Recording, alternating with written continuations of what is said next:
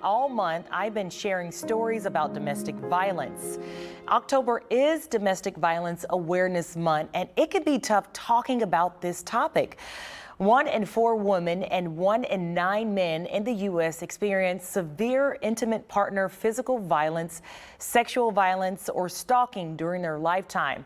I've learned that help is available, and there are a number of resources and hotlines and shelters in Houston and Harris County.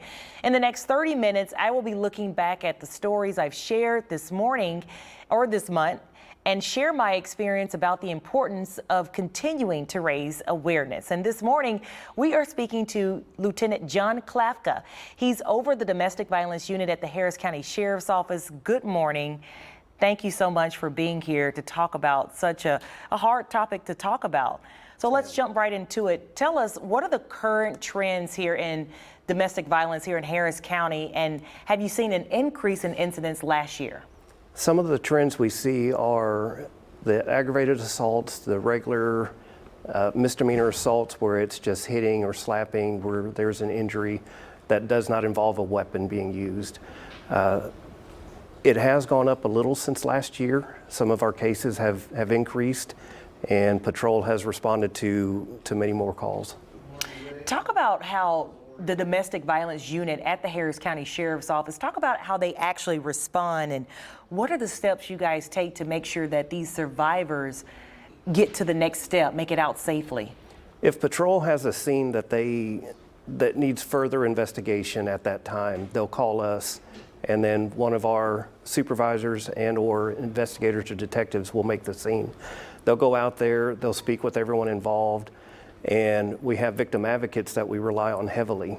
They're the ones that are almost always behind the scenes making phone calls to the shelters that we might need, or any other counseling services that we might need to get a hold of to help the victims get out of that situation that night if we need to. And when people see these scenes play out on TV, when we're at these breaking news scenes, people may not even know about these advocate services that are there on the scene helping people with that next step. So that's so very important that Correct. Some people just don't even know. Right. And kind of talk about the process when a domestic violence call is received. How are these deputies trained to handle these dangerous situations? Because like you said, sometimes they involve weapons, or we just don't know exactly what the suspect could be going through. So it could be a dangerous situation for that officer. Right, exactly. We have our patrol, they go out to the scenes, and these are some of the most dangerous calls that patrol can go to.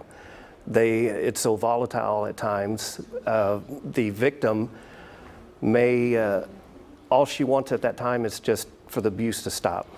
They love this person, and once they see that this person is now being arrested and detained, that aggravates them, because that could be their lifeline. That's the only way they're having income into the household, and if that person goes away, that income is lost. They can't support their kids or anything else, so they become desperate and they may attack the deputies. So everyone has to be very careful on these scenes and do the best they can to make sure everyone is safe, especially the victim. And that process is not always easy. We were actually at a scene on Tuesday in North Harris County where the Sheriff's Office and the Houston Police Department were out there with the Violent Offenders Task Force. And unfortunately, the suspect, he didn't want to comply with their orders. And so he fired at deputies, and they returned fire, right, and he died. But that situation's never easy. Kind of talk about how you guys work with the district attorney's office to ensure like that next step when it comes to filing charges or warning the survivor wants a conviction in the case. We've got a very good relationship with them. The Family Criminal Law Division is one of the parts of the DA's office that we work very closely with. We work with the Domestic Violence High Risk Team, Harris County Domestic Violence Coordinating Council, all of these community agencies coming together and helping victims. We also partner with the probation and parole departments to help fill any gaps that might be needed for this victim while the case is going through the criminal justice system or even after it's been adjudicated. Let's talk about resources. Tell us the resources that you guys provide for the survivors. We connect victims with counseling. There are many out there. Shield Bearer is one that we use a lot.